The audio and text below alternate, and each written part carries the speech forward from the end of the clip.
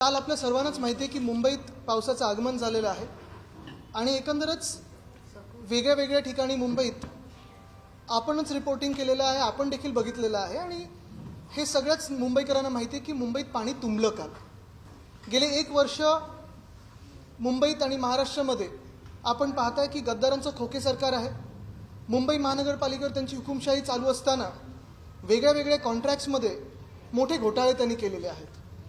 ह्याच ठिकाणी बसून आपण शिवसेना भवनातून गेले 1 वर्षात रस्त्यांचे जे घोटाळे झाले ते मी तुमच्या समोर आणले आणि साधारणपणे 6080 कोटीचं जे कॉन्ट्रॅक्ट होतं, टेंडर होतं, तिथे आपण त्या 4 पत्रकार परिषदेतून आणि आपल्या सहकार्यामुळे मुंबईकर या नात्याने, आपल्या या देशाचे नागरिक म्हणून नात्याने आपण मुंबईचे आणि मुंबईकरांचे साधारणपणे 1000 कोटी वाचवू शकलेलो आहे.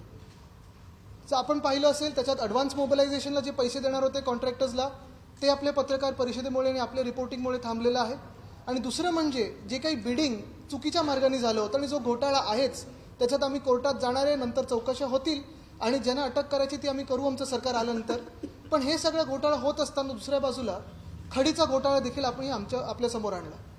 खडीचा घोटाळा असेल, स्ट्रीट फर्निचरचा घोटाळा असेल, सॅनिटरी पॅड वेंडिंग मशीनचा घोटाळा असेल, सुशोभीकरणाचा घोटाळा असेल आणि अनेक वेगळ्या वेगळ्या ठिकाणी गद्दारांनी केलेले जे कारनामे आहेत, जसं इथे जिथे आपण माहीममध्ये बसलो आहे तिथे देखील एका गद्दार आमदारांनी पोलीस स्टेशनमध्ये गोळीबार केल्यानंतर देखील त्यांना क्लीन चिट मिळण्याचं प्रकरण हे आपल्यासमोर आलं.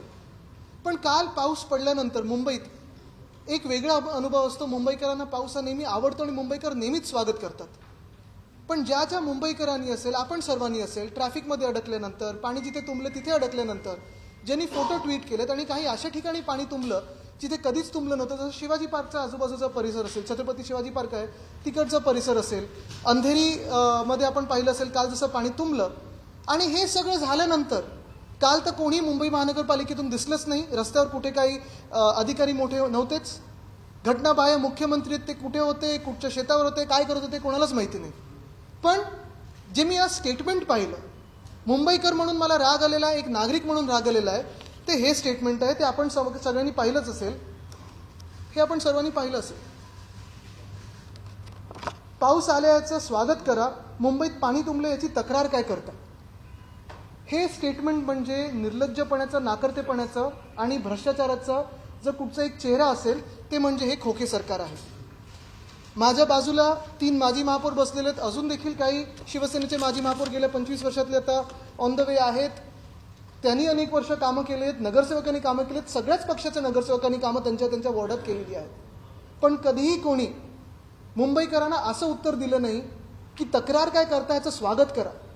ह्याचा अर्थ असाच होतो की ज्यावेळी पुढच्या वेळेला जिथे जिथे हायवे थांबवले जातील ह्या घटनाबाह्य मुख्यमंत्र्यांच्या कॉन्वॉयसाठी, ते बोलतील अरे तुम्ही तक्रार काय करता, तुम्ही ट्रॅफिकमध्ये अडकलात, ॲम्ब्युलन्स अडकली आहे, माझं स्वागत करा, मी आलो आहे. एवढा ॲरोगन्स, एवढा निर्लज्जपणा, एवढा नाकर्तेपणा, एवढा भ्रष्टाचार मी आत्तापर्यंत कधीच मुंबईत बघितला नव्हता. पण हे सगळं कशामुळे होतं आहे, का होतं आहे, ह्याचा आपण विचार करणं गरजेचं आहे. गेले 1 वर्ष मी सातत्याने इथे पत्रकार परिषद घेत असताना आणि अनेक वेगळ्या भाषणात बोलत असताना, आपल्याशी संवाद साधत असताना 2 गोष्टींवर आपलं लक्ष वेधलेलं आहे. एक म्हणजे रस्त्याचा घोटाळा आणि दुसरं ज्याच्यावर आम्ही पाहत होतो, वॉच करत होतो, पण ह्या फोटो ऑपसाठी गेलो नाही, ते म्हणजे नालेसफाई. आपण पाहिलं असेल गेल्या 1 वर्षात हे सरकार स्थापन झाल्यानंतर जे घटनाबाह्य सरकार आहे, जे भ्रष्ट सरकार आहे, जसं कर्नाटकामध्ये 40% सरकार होतं, इथे 100% खोके सरकार आहे. ह्या सरकारनी वेगळे वेगळे आश्वासनं दिली आपल्याला आणि सांगितलं काय होतं की ह्यावेळी मुंबईचे रस्ते आम्ही चकाचक करू शकू, ह्यावेळीचे मुंबईचे रस्ते आम्ही खड्ड्यामुक्त करू, सगळे कॉन्क्रीटचे रस्ते करू, अमुक करू, तमुक करू, पूरमुक्त मुंबई होणार, असं होणार, तसं होणार. एक सुद्धा गोष्ट झाली आहे का. साधं उदाहरण म्हणजे दहीहंडीला हे खेळाचा दर्जा देणार होते, ते अजून ह्यांच्याकडून झालेलं नाही आहे. हे इतरांना अजून आश्वासनं द्यायला निघालेली आहेत. आपण पहा ना, मुंबईमध्ये 50 रस्ते आम्ही पूर्ण करू असं मुंबई महानगरपालिकेने 1 महिन्यापूर्वी सांगितलं होतं. खरं तर जानेवारीमध्येच, मला वाटतं 13 की 15 जानेवारीला इथेच पत्रकार परिषद मी घेतली होती आणि सांगितलं होतं की हे 6080 कोटीचा घोटाळा आहे, हे कॉन्ट्रॅक्ट्स रद्द झाले पाहिजेत आणि ह्याच्यावर कारवाई झाली पाहिजे, चौकशी तर झालीच पाहिजे.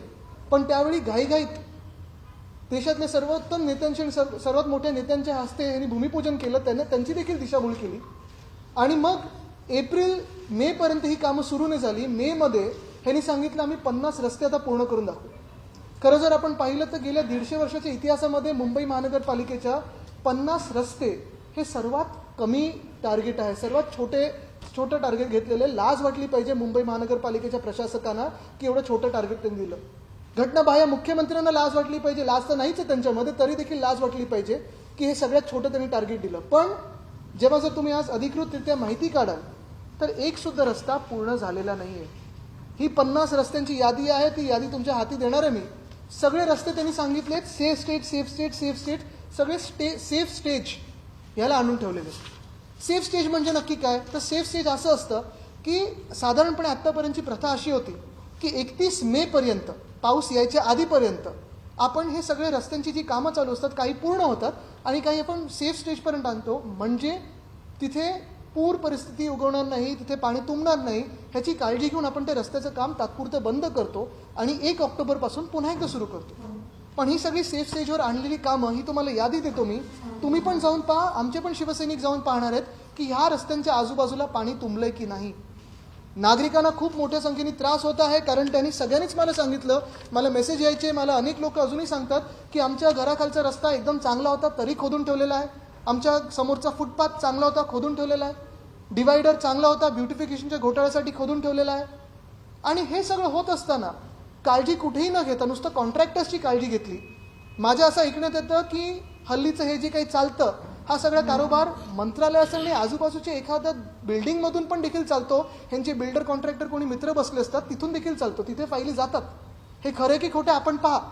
पण हे सगळं होत असताना जेवढ्या मीटिंग्स ह्या घटनाबाह्य मुख्यमंत्र्यांनी महाविकास आघाडी सरकार पाडण्यासाठी घेतल्या, जेवढं त्यांनी कन्व्हिक्शन दाखवलं, जेवढे इंटरेस्ट दाखवलं, तेवढं मुंबईकरांसाठी असेल, तेवढंच ठाणेकरांसाठी असेल, पुणेकरांसाठी असेल, एवढीच जर इंटरेस्ट घेतलं असतं, एवढंच जर थोडी माहिती घेतली असती, तेवढंच काम केलं असतं तर आज ही परिस्थिती आली नसती आणि असे स्टेटमेंट्स करण्याची वेळ आली नसती. पण आपण पाहिलं असेल काल जी परिस्थिती होती, रस्त्यांचं एका बाजूला घोटाळा, दुसऱ्या बाजूला नालेसफाई ते बोलतात आता पूर्ण 100% झाली होती. पण ही नालेसफाईची पाहणी ह्या मिंदे गटाने केली आणि भाजपाने केली, दोघांचं सरकार बसलेलं आहे. एकामेकांवर काही आरोप प्रत्यारोप केले, मग सगळे शांत झाले आणि आता पाऊस पडल्यानंतर परत आरोप प्रत्यारोपामध्ये हात घातलेला आहे. पण कुठेही जनतेसमोर जायला, जनतेला उत्तरं द्यायला, जनतेच्या सूचना आहेत त्या ऐकून घ्यायला, प्रश्नांची उत्तरं द्यायला कुठेही कोणी ना मिंदे गटातलं ना भाजपातलं जे आज आपलं घटनाबाह्य सरकार चालवत आहेत ते समोर आलेले आहेत. दुर्भाग्य माझ्या शहराचं हेच झालेलं आहे की गेल्या 1 वर्षात शहराला कोणी ऐकण्यासारखं राहिलं नाही, शहरात चेहरा राहिला नाही आहे सरकारमधला. आम्ही आमची कामं करत आलेले. गेल्या 25 वर्षात जर आपण पाहिलं असेल तर शिवसेना जेव्हा सत्तेत होती आणि अनेक महापौर माझ्या बाजूला बसले, 3 तर इथेच आहेत, बाकीचे येत आहेत, ते देखील माझ्यासोबत असतील, उद्धवसाहेबांबरोबर असतील, ह्या सगळ्या कामासाठी आणि पावसाच्या पूर्वतयारीसाठी आम्ही मुंबईत फिरायचो, गल्लोगल्लीत गेलेलो आहे, दिवसरात्र काम केलेलं आहे. जर आपण पाहिलं असेल तर हे शहर जे आहे, मुंबई असेल, पुणे असेल, नागपूर असेल, नाशिक असेल, शहरं ही आपल्यासारखी असतात, जिवंत असतात. त्यांना एकदा काही कॉन्क्रीटचं केलं म्हणजे तर विसरून गेलं असं नसतं. प्रत्येक दिवशी इनपुट आणि आउटपुट काय असतो कामाचा हा आपल्याला दाखवायला लागतो. उदाहरण द्यायचं झालं तर आपण पण माझ्यासोबतच साधारणपणे 2010 पासून 11 पासून रात्रीची पाहणी करण्यासाठी आपण रस्त्यांवर फिरलेलो आहोत. मग ईस्टर्न सबर्ब्सला 1 दिवस, वेस्टर्नला 1 दिवस, सिटीला 1 दिवस, असं प्रत्येक महिन्यात आपण गेलेलो आहे. आपण अनेक लोक आलात माझ्यासोबत जे कॉन्ट्रॅक्टर्स होते, त्यांना आपण प्रश्न विचारलेत की पुढच्या महिन्यापर्यंत कुठपर्यंत होणार काम, नसेल तर चौकशी लावलेली, ब्लॅकलिस्ट केलेलं आहे. तसंच नालेसफाईसाठी आपण प्रत्येक वर्षी पाहायचो की उद्धवसाहेब स्वतः नालेसफाईसाठी प्रत्येक विभागात जायचे, म्हणजे ईस्टर्न वेस्टर्न सिटीला. हे होत असताना नुसतं एकदा नाही तर अनेकदा बैठक आम्ही महापौर बंगल्यात असेल, मुंबई महानगरपालिका हेडक्वार्टर्सला असतील, मुख्यमंत्री झाल्यानंतर उद्धवसाहेबांनी जे आपली डिझास्टर कंट्रोल रूम आहे, जे आता G20 मधले पण लोक पाहून गेले, जगातले लोक पाहून जात आहेत, सर्वोत्तम रूम आहे, तिथे येऊन आणि नंतर CMO मध्ये पण तीच रूम मिरर केलेली आणि कुठे कुठे पाणी तुंबलंय, कशासाठी तुंबलंय, किती पंप चालू आहेत, कुठे पंप लावलेले आहेत, आपलं ब्रिमस्टोवर्टची यंत्रणा चालू आहे की नाही, हे सगळं आपण पाहणी करायचो आणि कारवाई देखील करायचो पुढची की जी गरजेची आहे. पण आपण पाहत असाल रस्त्यासाठी कॉन्ट्रॅक्टर्सना मदत करण्यासाठी जे कॉन्ट्रॅक्ट दिलेत, पंपमध्ये देखील माझ्याकडे काही माहिती आलेली आहे, काही काल BMCच्या व्हॉट्सअप ग्रुपमधले पण फोटो आलेले आहेत की एखाद्या जसं गोखले ब्रिज राजकीय दबाव तिकडच्या काही लोकप्रतिनिधींचा असेल म्हणून घाईघाईत पाडला, तसंच त्याच लोकप्रतिनिधींचा एका कॉन्ट्रॅक्टरला पंपसाठी काही टेंडर देण्याचा काही प्रयत्न झाला का, हे मला उत्तर मुख्यमंत्री घटनाबाह्य मुख्यमंत्र्यांकडून पाहिजे. पण पंप्स वाढवले असं सांगण्यात आलं. काल उपयोग झालेला कुठे दिसला तुम्हाला? पंप्स कुठेही चालले नाहीत. आपले पंपिंग स्टेशन जे आहेत जे कार्यरत झाले, तर मुंबईचं पाणी आपण फटाफट बाहेर फेकू शकतो समुद्रात. ते कधी सुरू झाले ह्याची काही माहिती आली नाही. रेन वॉटर होल्डिंग टँक हिंदमाताचं आम्ही बनवलं, त्याचं यश आज मिलन सभेचं घटनाबाह्य मुख्यमंत्री जाऊन बघत होते, कोस्टल रोडला जाऊन बघून आले. पण काल कोणीच कुठे नव्हतं. कमीत कमी एवढं तरी असायचं की मुंबईत मागच्या वर्षीपर्यंत जेव्हा आमचं सरकार होतं, शिवसेनेचं सरकार होतं, महाविकास आघाडीचं सरकार होतं, मी असेल, महापौर असतील, म्युन्सिपल कमिशनर असतील, AMC असतील, DMC असतील, आम्ही जिथे जिथे 1-2 ठिकाणी जर पाणी तुंबलं तर तिथे जायचो, उभे राहायचो. जनतेकडून सूचना असतील, कोणाला काही आरोप करायचे असतील, कोणाला शिव्या द्यायचे असतील, कोणाला काही चांगलं सांगायचं असेल, हे सगळं ऐकून घ्यायला आणि त्याच्यावर पुढे काम करायला आम्ही तिथे उभे असायचो. तिथे कामं करायचो आणि ती कामं आम्ही करून दाखवलेली आहेत. पण ह्या घटनाबाह्य सरकारकडून काहीच असं झालेलं नाही आहे. हे जे त्यांचं स्टेटमेंट आहे, पाऊस आला याचं स्वागत करतो, पण मुंबईत पाणी तुंबलं याची तक्रार काय करता? घटनाबाह्य मुख्यमंत्र्यांकडून बालिशपणा एवढा आम्हाला अपेक्षित नाही. हे जसं मी सांगितलं ॲरोगन्स आहे, हा नेग्लिजन्स आहे, हा सगळ्यात मोठा भ्रष्टाचाराचा चिन्ह म्हणजे ही व्यक्ती करप्ट मॅन हे झालेलं आहे.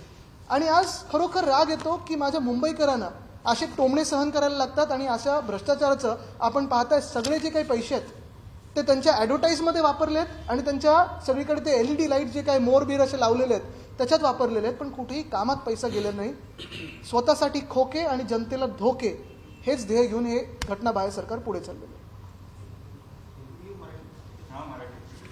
शहर डूब रहा था, कई लोग पानी में फंसे थे, बाहर निकलने की कोशिश कर रहे थे. जो जल भरा हुआ उसे आप किस तरह से देखते हैं? एक दूसरा, क्या BMC में सत्ता न होने से एक बड़ी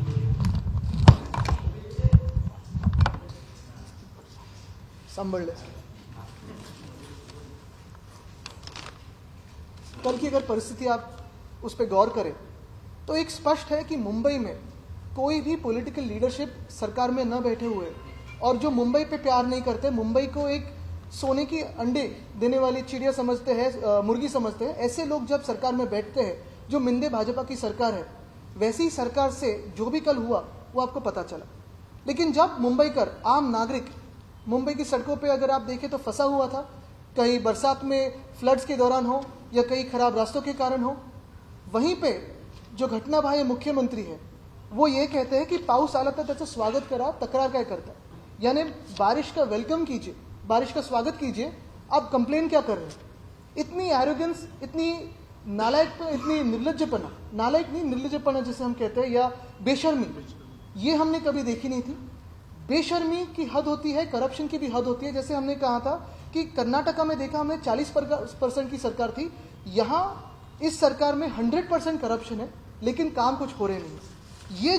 ये जो स्टेटमेंट है ये मुझे दर्द देती है, क्योंकि पिछले साल तक जब हमारी सरकार थी, मुंबई पर प्यार करने वाले लोग इस सरकार में बैठे थे, मुंबई के मुख्यमंत्री थे, मुंबई से ही जो चुन के आते थे, जो जनप्रतिनिधि थे. आज चुनाव न होने के कारण अगर आप देखें तो कोई मुंबई का जनप्रतिनिधि उस BMC में नहीं है. और तकलीफ इसी बात की है कि जो आज BMC चला रहे हैं, जो प्रशासक हो या फिर CMO हो, कोई भी मुंबई का नहीं है, किसी को मुंबई की कुछ पड़ी नहीं है, मुंबई की कुछ पता नहीं है. और आज मुंबई से सिर्फ पैसा लूटो लेकिन मुंबईकरों को कुछ सुविधा ना दे, ऐसी सरकार और ऐसी ही मनस्थिति है इस सरकार की. आज सरप्राइज विजिट पर CM निकले, आपको लगता है देर से ये सरकारी? बिल्कुल नहीं, देर आए दुरुस्त आए नहीं. सब होने के बाद क्या दुरुस्त करने निकले? जो आज सरप्राइज विजिट, किसको सरप्राइज है, खुद को सरप्राइज दे रहे हैं या जनता को सरप्राइज दे रहे हैं पता नहीं. लेकिन ये एक बात ऐसी है, दुर्भाग्यपूर्ण बात ऐसी है, अगर आप देखें पिछले साल तक जब भी ऐसी बारिश होती थी, ये तो 100 mm की बारिश है, और इस बारिश में हमारे समय पे तो ऐसे पानी नहीं भरता था. लेकिन जब हमारे समय पे 300 mm की बारिश हो, 400 mm की बारिश हो, और ये प्रति घंटा 400 mm प्रति घंटा, 300 mm प्रति घंटे में बारिश होती थी, तब मैं या कोई भी महापौर जो मेयर है या फिर उद्धव साहब खुद रास्तों पे जाते थे, लोगों से बात करते थे, और जो भी कुछ प्रकार हो रहे हैं या कोई असुविधा हो रही हो तो उसे सुलझाने की कोशिश करते थे, कोई जटिलता हो तो उसे सुलझाने की कोशिश करते थे. लेकिन आज अगर आप देखें तो परिस्थिति यही है कि सरकार में मुंबई का कोई नहीं, मुंबई की आवाज़ ही नहीं है, सिर्फ बिल्डर कॉन्ट्रैक्टर की सरकार बन चुकी है. और इसलिए पंप्स हो या फिर रास्ते हो, जो भी कारोबार चल रहा है वो सिर्फ कॉन्ट्रैक्टर्स के लिए चल रहा है, ना मुंबईकरों के लिए चल रहा है.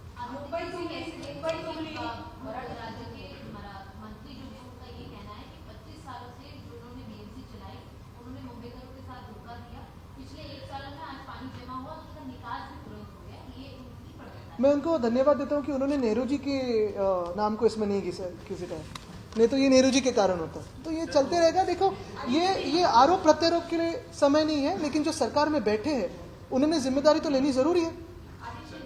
मुंबई तुंबली तर अधिकाऱ्यांना आरोप देणार असं म्हटलं होतं, 320 पाणी आलं तरी पण मुंबई चालू राहणार असं म्हटलं होतं आणि याच्या कामामध्ये कुठल्याही प्रकारचा भ्रष्टाचार होणार नाही असं आश्वासन दिलं होतं। तर मग नक्की काय आहे? नारळ आता कोणाला द्यायचं आहे? अधिकाऱ्यांना द्यायचं आहे की तुम्ही जे आता सगळं वर्णन केलं त्याप्रमाणे प्रतिनिधित्व करणारा अचूक माणूस नाहीये, त्याच्यामुळे हे दिसतंय। आणि ह्या आरोप प्रत्यारोपात मुंबईकरांना त्रास होतो। तुम्ही लाईटचं पण उदाहरण घेतलं, आम्हाला लाईटची गरज नाही असं सगळेजण म्हणतात। आता पावसामध्ये त्या लाईटचा खर्च तो मुंबईकरांचा आहे, रस्ते नीट होत नाहीये, कचरा साफ होत नाहीये, मग नक्की काय चाललंय? विरोधी पक्ष मला वाटतं आपण माझ्या मनातलं बोलताय, कारण मुख्य गोष्ट हीच आहे की जे माझ्या मनात आहे ते प्रत्येक मुंबईकराच्या मनात आहे। आज कचऱ्याची परिस्थिती बघा, पाण्याची परिस्थिती बघा, खड्डे जे रस्त्यावर झालेले आहेत, जे फुटपाथ आपण बघतोय। आणि हे परत परत मी सांगतो की ज्या वेळेला कुठचाही प्रश्न उपस्थित व्हायचा, मग कुठे भिंत पडल्यापासून काही, आम्ही फोटोसाठी नाही जायचो। आणि अनेक वेळा आपण पण माझ्यावर नाराज व्हायचं की आदित्य तुम्ही मला तुमचं शेड्यूल नाही दिलं। एक मला आठवतं जेव्हा तसंच लँडस्लाईड झालेली 3:30 की 3:45 वाजता माझा म्युन्सिपल कमिशनरना फोन होता सकाळी पहाटे, आणि आम्ही त्यावेळी कामाला तिथे पोहोचलेलो, हजर झालेलो तिथे रिलीफ ऑपरेशनसाठी। तर हे सगळं होतं ना। आणि तेच मी सांगतोय की आज मुंबईत लोकप्रतिनिधी कोणीच नाहीये। त्या मुंबई महानगरपालिकेमध्ये जनतेतून निवडून आलेले नगरसेवक नसल्यामुळे आज मुंबईचं वाटोळं होतंय। मुंबईचा आवाजच मुंबई महानगरपालिकेत राहिला नाहीये। जे बसलेत ते एकदम मुंबईतले नाहीत आणि मुंबई लुटणार आहेत। आदित्यजी, एफडीचा मुद्दा तुम्ही मांडला होता की फंड जे एफडी आहे ती वापरली जाते, पण सत्ताधाऱ्यांकडून असं म्हटलं गेलंय की एफडी मुंबईकरांचीच आहे, त्यामुळे ती मुंबईकरांसाठीच वापरली जाते। याला कसं बघता? नाही, सत्ताधारी खोक्यांवर बघत आहेत। मुंबईकरांसाठी मुंबईला माहिती आहे, 25 वर्ष मुंबईने आमच्यावर विश्वास ठेवलेला आहे। मुंबईचं जेव्हा मला वाटतं 97 मध्ये सत्ता आली आमची, तेव्हा 650 वगैरे कोटीचं डेफिसिट होतं, ते वाढवत 92,000 कोटीच्या सरप्लसमध्ये नेलं। ह्याला बोलतात आर्थिक नियोजन।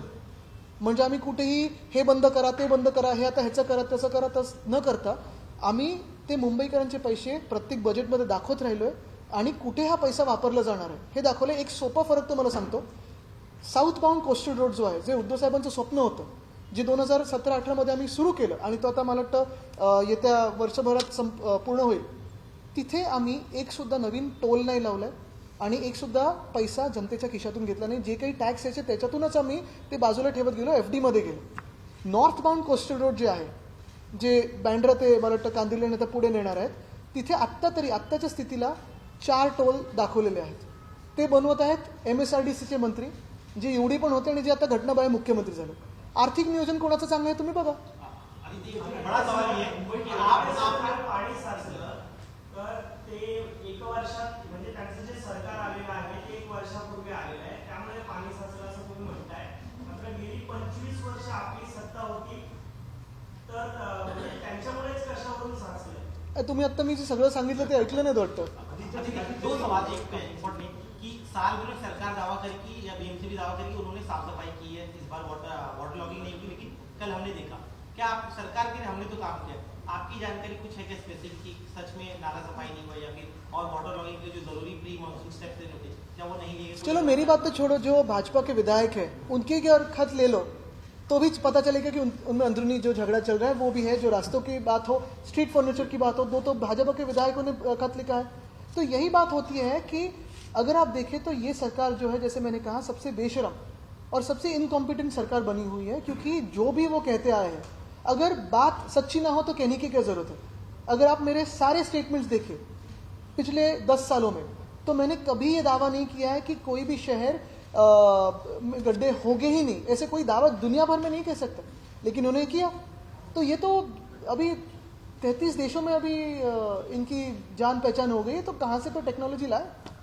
मुंबईत गेल्या अनेक वर्षांपासून पाणी तुटतंय, परंतु त्यावरती प्रयत्न देखील केले जाते, उपाययोजना केल्या जातात, मात्र काही यश नाही आहे। आपण सत्तेत असताना किंवा आपण महापालिकेत असताना देखील सुद्धा प्रयत्न केले होते, टाक्या देखील मुंबईमध्ये बसवल्यात अंडरग्राऊंड, मात्र तरीही पाणी तुटतंय, मुंबईकरांना त्रास सहन करावा लागतो। चला, तुम्ही चांगला प्रश्न विचारलात, कारण ह्या प्रश्नावर मी पण थोडं इंटरेस्टनीच काम घेतो, कारण आमच्या कलानगरमध्ये पण पाणी पहिलंच साचतं। एक गोष्ट आहे जी मी आता परत सांगेन, फरक एवढाच आहे। पहिली गोष्ट म्हणजे जर कुठचंही सरकार तुम्हाला सांगत असेल की आम्ही एका वर्षात किंवा ह्या काही महिन्यांमध्ये कुठचंही शहर खड्डेमुक्त करू किंवा पूरमुक्त करू ते सरासर खोटं बोलतात आणि हे मी पहिल्यापासून सांगत आलो. तरी ह्यांनी रस्त्यांच्या घोटाळ्यासाठी 6,000 कोटीचं टेंडर काढलं. 50 रस्ते पण ह्यांच्याकडून पूर्ण झाले नाहीत. दुसरी गोष्ट म्हणजे जास्ती पंप लावण्याची गोष्ट केलेली आहे, पण काल कुठेही तुम्हाला पंप चालू दिसला का? माझ्याकडे BMCचे ते व्हॉट्सअपचे त्यांच्या ग्रुपचेच इंजिनियर्स वगैरेचे स्क्रीनशॉट्स आहेत की कुठे कुठे पंप बंद आहे. तुमच्याकडे पण आले असतील. तिसरी गोष्ट म्हणजे मुंबई महानगरपालिकेत 2005 पासून आपण ब्रिमस्टुअर्टचा प्रोजेक्ट केला. मग लव्हग्रोव्ह असेल, इर्ला असेल, क्लिव्हलंड असेल, गजदरबंद असेल, ब्रिटानिया असेल, हे 5 पंपिंग स्टेशन आपण केले. मोगरा नाल्याचं पंपिंग स्टेशनचं काम आपण सुरुवात केलेली आहे. आणि माहुलसाठी जोपर्यंत आम्ही सरकारमध्ये होतो 5 वर्ष केंद्र सरकारने त्या सॉल्ट पॅनवर आम्हाला पंपिंग स्टेशन करण्याची परवानगी मान्य केली नव्हती. आम्ही सतत पाठपुरावा करत होतो. आता हे 2 पंपिंग स्टेशननी ईस्टर्न आणि वेस्टर्न सबअर्बला मोठा रिलीफ मिळेल. तरी देखील आपण जी क्षमता होती स्टॉर्म वॉटर ड्रेनची ती 25 mm/h पासून 50 mm/h करण्याचा प्रयत्न केला, त्याच्यात यशस्वी ठरलो. आता जर आपण पाहिलं तर जेव्हा मुंबई आमच्या वेळी तुंबायची साधारणपणे 200, 300, 400 mm/h पाणी पडायचं. काल काही काही ठिकाणीमध्ये 100 mm/h पडलेलं आहे, काही काही ठिकाणी कमी जास्ती पडलेलं आहे. तरी देखील जे भाग कधीच मुंबईत तुंबले नव्हते असे काल तिथे पाणी तुंबण्याचे आपल्याला संकेत दिसले आणि आपल्या सर्वांच्या व्हिडिओवर आहे, ट्विटरवर आहे. दुसरी महत्त्वाची गोष्ट म्हणजे अनेक वर्ष जो प्रश्न सुटत नव्हता हिंद माताचा, आणि नेहमी आम्ही सांगायचं ते सॉसरसारखा आहे. 100 वर्षापूर्वी तो लेक होता, तलाव होता, त्याला आता शहरीकरण झाल्यामुळे तिथे पूर्ण कॉन्क्रिटीकरण झालं. ब्रिटानियापर्यंत आपण पाणी नेऊ शकत नव्हतो. तिथे बाजूला गांधी मार्केट असेल किंवा हिंद माता असेल, सेंट झेवियर्स ग्राउंडला आणि गांधी मार्केटला आपण पंप बनवून rain water storage holding tank करून तिथे मी प्रत्येक महिन्यात पाणीला गेलो. तिथे आपण ते केलं. मागच्या वर्षी पहिल्यांदा तिथे पाणी तुंबलं नाही, आपण सर्वांनी पाहिलेलं. तसंच माझं दुसरं स्वप्न होतं मिलन सबवेच्या तिथे, आपण पाहिलं असेल, तिथे पण आम्ही सुरुवात केली. 2-3 महिने जे काम सुरू होतं, जोरात सुरू होतं, ते पाणी करून आलो. आमचं सरकार असतं तर पूर्ण झालं असतं आत्तापर्यंत जो वेग आम्ही घेतलेला. पण तिथे असेल अनेक वेगळ्या वेगळ्या ठिकाणी हे जे पंपिंग स्टेशन असतील, पंप्स असतील आणि रेन वॉटर होल्डिंग टँक्स असतील, ह्याचमुळे पाणी न तुंबण्याची आम्ही काळजी घेतलेली. आणि 15-20 मिनिटं पाणी तुमच्या गुडघ्याच्या खालतीपर्यंत जरी तुंबलं तरी आपण पाणी खेचून बाहेर फेकायची क्षमता असते. कालचा जो फरक होता तो एवढाच होता की काल पाणी तुंबल्यानंतर पंप्स अनेक ठिकाणी बंद होते. ट्विटरवर किंवा कुठेही महापालिकेकडून उत्तर द्यायला कोणी नव्हतं. आणि या राजकीय मंडळीकडून जी मिंदे सरकार आहे, मग ते घटनाबाह्य मुख्यमंत्री असतील किंवा भाजपचे नेते असतील, जे नालेसफाईच्या पाहणीसाठी गेलेले, जे रस्त्याची पाहणीसाठी गेलेले, ज्यांनी भूमिपूजन केली, मोठी मोठ्याने कार्यक्रम घेतले, होर्डिंग्स लावले की 100% आता आम्ही खड्डेमुक्त करू, पूरमुक्त करू, 100% काम झालंय, ते खोटं बोलत आहेत. हे जनतेसमोर आलं. आणि त्याच्यावर मिरची किंवा मीठ चोळायला जर आपण पाहिलं तर मुख्यमंत्र्यांकडून जे स्टेटमेंट आलं की पावसाचं स्वागत करा, मुंबईकर तक्रार काय करतात. इथे मला दुःख झालं, कारण मी मुंबईकर आहे, माझा जन्म इकडे झालेला आहे. मी अनेक वर्ष पाहत आलो की माझ्या वडिलांनी असेल, मी असेल, माझ्या आजोबांनी असेल, आमच्या सगळ्या महापौरांनी असेल, नगरसेवकांनी असेल, शिवसैनिकांनी असेल, आणि आपण देखील प्रेस म्हणून जिथे जिथे आपण टीका केली असेल तिथे आम्ही कुठे उलट न बोलता असं तुम्हाला नाही सांगितलं की तक्रार काय करताय. तुमची माहिती तुमच्याकडून घेऊन त्याच्यावर पुढे आपण काम केलं. ते स्टोरेजचे जे प्लांट बसवले मात्र वगैरे तुम्ही म्हटलं जसं की मुख्यमंत्र्यांनी महाराष्ट्रावर केला होता, नालेसफाई तर झालीच नाहीये, पण ते स्टोरेज प्लांट हे क्लिनिंग झाले नव्हते कारण की त्याच्यात बरोबर आहे, त्याची साईज मोठी, त्याच्यात बॉटल्सही होती, त्या संपूर्ण नक्कीच ना. आता तुम्हाला एक साधं उदाहरण सांगतो. मी सतत हे रस्त्यांबद्दल जे बोलत आलो ते हाच विषय आहे. रेन वॉटर होल्डिंग टँक असतील किंवा आपले स्टॉर्म वॉटर ड्रेन्स असतील, हे जेवढी वर्षभरात आपल्या मुंबईत कामं चालतात, जी ऑक्टोबरपासून 31 मेपर्यंत चालतात, त्याच्यानंतर आपल्याला साधारणपणे 25 ते 31 मे असेल किंवा 20 ते 31 मे असेल, प्रत्येक नालेसफाई तर हे वर्षभर चाललीच पाहिजे, पण आपली गटारं असतील, स्टॉर्म वॉटर ड्रेन असतील, ती पण साफ होणं गरजेचं आहे. छोटं उदाहरण देतो तुम्हाला. आमच्या वर्लीमध्ये जी साऊथमध्ये मेट्रो 3 ह्याची स्लरी सगळी जाऊन आमचे नाले बंद करत होती 3 वर्षापूर्वी, कारण सिमेंट तिथे जाऊन सॉलिडिफाय व्हायचं. ते फोडणं गरजेचं आहे, कारण नाही तर आपल्या सगळ्या स्टॉर्म वॉटर ड्रेन्समध्ये ते सिमेंट जाऊन अडकायचं आणि एक भिंत बनायची.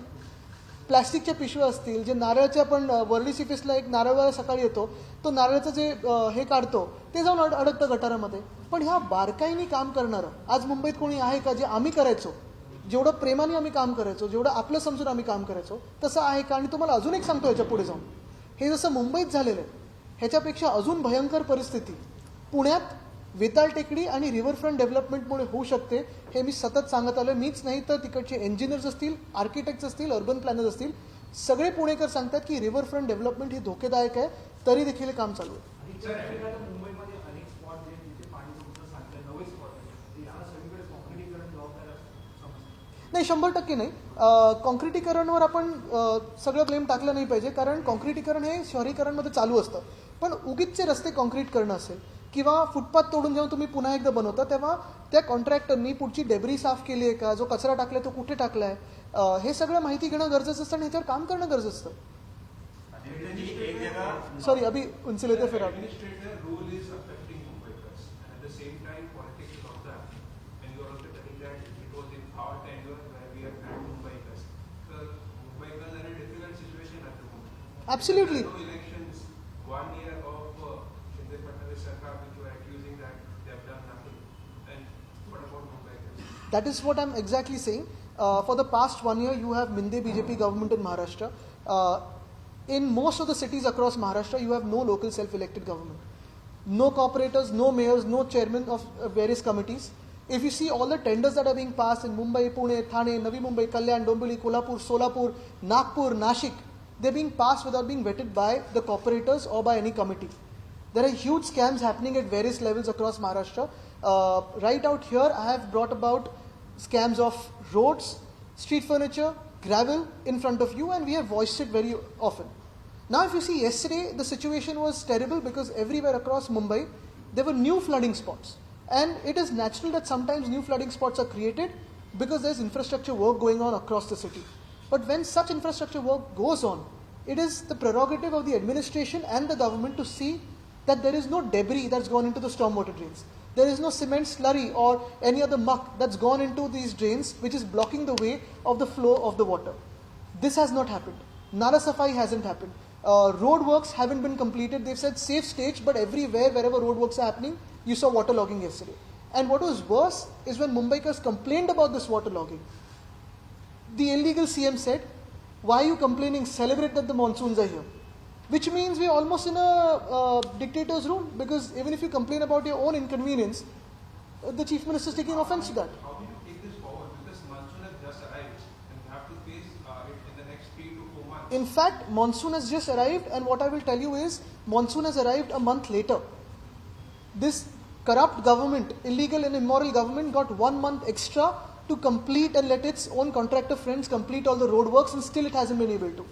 You can see how incompetent, arrogant, and shameless this government is. In fact, BJP goes into the power. Ashish Sharar has tweeted questioning you. Thank God he hasn't gone to Nehruji on this.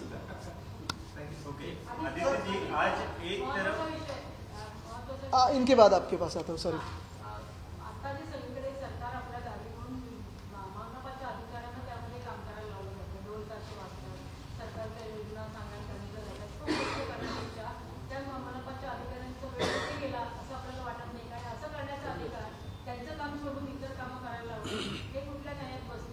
नाही, नक्कीच ना. मी एका जिल्ह्यामध्ये पाहत होतो, काही केंद्रीय लोक येऊन सांगत होते की जे ज्यांना बेनिफिशरीज आहेत राज्य सरकार आणि केंद्र सरकारच्या स्कीमचं, मुख्यमंत्र्यांच्या सभेला गर्दी होत नाही तर त्यांना तिथे आणा. तर ह्याच्यात मला वाटतं सगळं व्यस्त ठेवण्यापेक्षा आणि स्वतःच्या होर्डिंग्सवर खर्च करण्यापेक्षा थोडा खर्च आमच्या मुंबईसाठी केला आणि कॉन्ट्रॅक्टर्सच्या खिशात नाही तर मुंबईकरांसाठी वापरला तर बरं होईल.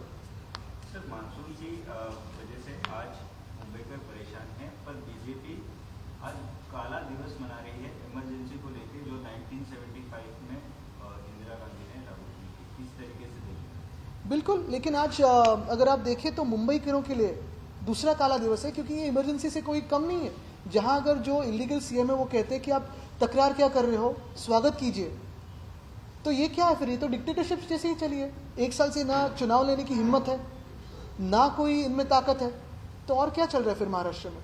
जैसी सरकार हमारी गिराई गई, जितना एफर्ट उन्होंने उस सरकार गिराने में लगाया, जितनी मीटिंग्स ले ली उन्होंने, इतनी ही मीटिंग्स अगर हमारे मुंबई के लिए, पुणे के लिए ले लेते तो क्या गलत होता, नागपुर के लिए लेते तो क्या गलत होता. आपने कहा था जो आपने कि इससे मौजूद को अलग रखते कि आपने जो यूनाइटेड अपोजिशन बैठक में तो देशभक्तों की बैठक थी.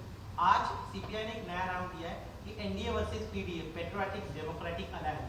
इससे आप किस तरह से देखते हैं? नहीं, मुझे लगता है वो जो हमारे बड़े नेता उस पर बात करेंगे, और अगर मैं इस विषय से कहीं और जाऊंगा तो बरसात की तरह आगे निकल जाऊंगा, तो मुझे यही रहना है. थोड़ा ठहराव जरूरी है. आदित्य जी, आपको लगता है कि नदी नालों की जो सफाई का सीएम शिंदे बार बार दौरा कर रहे थे, बीजेपी के लोगों ने दौरा कर रहा, साफ सफाई हुई है कि नहीं, नदी नालों की हुई है कि नहीं, या पूरे पैसे जो खर्च कर रहे थे गलत हो गए? अगर आप देखें नालों का तो पता नहीं, लेकिन इन्होंने मुंबई की तिजोरी साफ करने का काम हाती लिया है.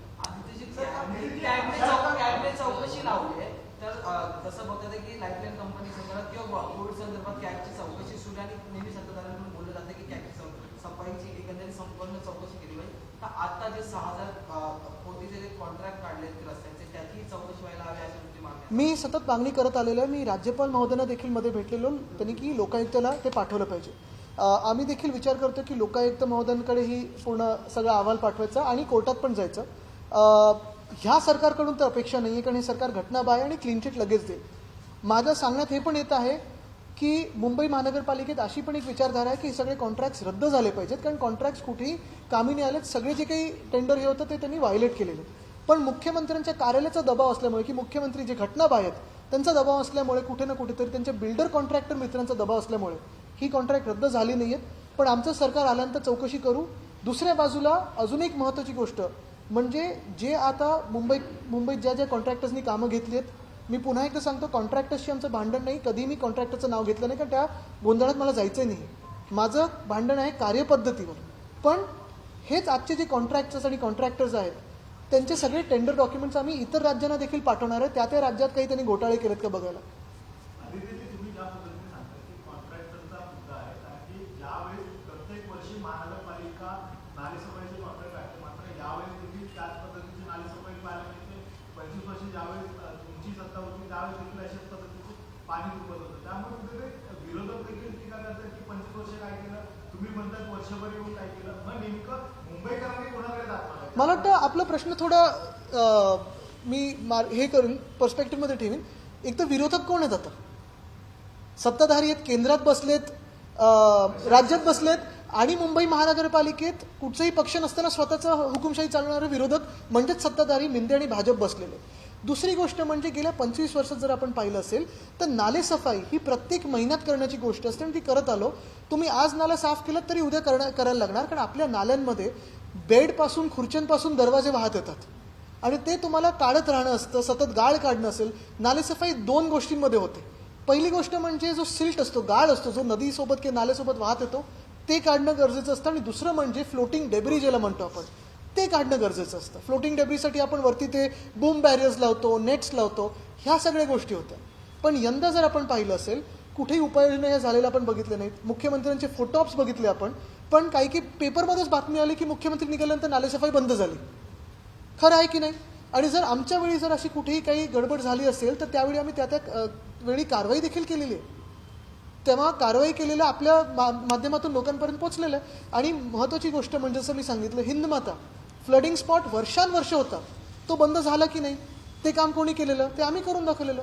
मिलन सभेचं काम आम्ही करून दाखवत होतो. मोगरा नाला असेल, मोगरा नाल्याचं पंपिंग स्टेशन असेल, माहुलचं पंपिंग स्टेशन असेल, माहुलची परवानगी केंद्र सरकारकडून 5 वर्ष नाही आली, पण इतर झालेत 5 पंपिंग स्टेशन.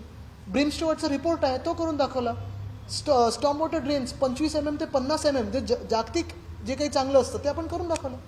ज्या इमारती असतात, आज इथे ट्रान्सफॉर्मरमध्ये इमारत पडलेली आहे, त्यामध्ये 5 जण आतापर्यंत माहिती. मात्र ज्या पद्धतीने पावसाळ्यात ही इमारत पडण्याचं प्रमाण देखील मोठ्या प्रमाणात आहे.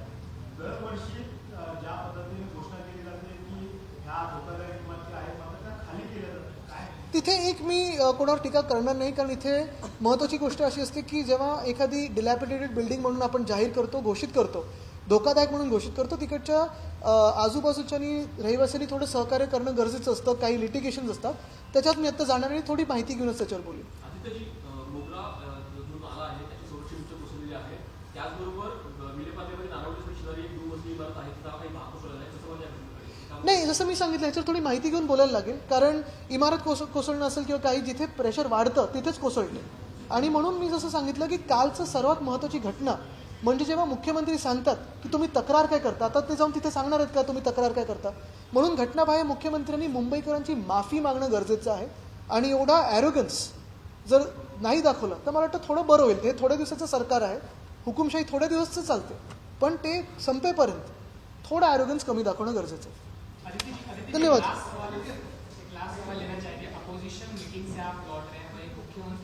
नहीं, अभी तो मैं घर से आ रहा हूँ. पटना से आप लौट रहे हैं तो मुख्यमंत्री कह रहे हैं कि अपोजिशन के साथ आप बैठे हैं, वो मुफ्ती के साथ ठाकरे बैठे हैं, यही लोग थे जो राम मंदिर उसका क्या पोजिशन है? आज उद्धव ठाकरे उनके साथ बैठ है तो उद्धव ठाकरे मुझे लगता है कल उद्धव जी ने इसका जवाब दिया है और पहले घटना बाय मुख्यमंत्री हम पे कुछ कहने से पहले मुंबई को की माफी मांगे, यही बात सबसे अहम रहेगी। Thank you. देश विदेशातील प्रत्येक घडामोडींचे लाईव्ह अपडेट मिळवण्यासाठी आता साम टीव्हीच्या सर्व सोशल मीडिया प्लॅटफॉर्मला लाईक, फॉलो आणि सबस्क्राईब करा। तसंच सर्व नोटिफिकेशनसाठी बेल आयकॉन प्रेस करायला विसरू नका।